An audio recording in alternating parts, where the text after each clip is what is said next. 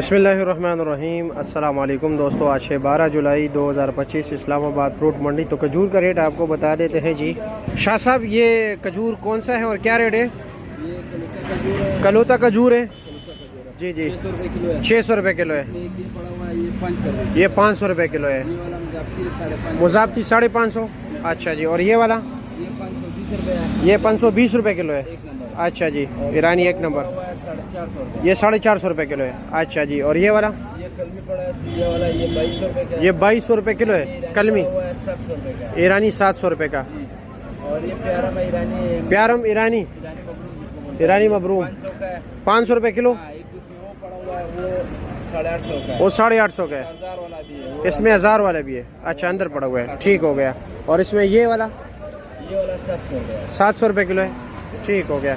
दुकान नंबर 170 171 यूसुफ शाह तंबाकू dealers and खजूर ड्राई फ्रूट्स। ठीक है जी, शुक्रिया आपका। नंबर इसके मतलब स्किप कर दूँ? ठीक हो गया, ठीक है।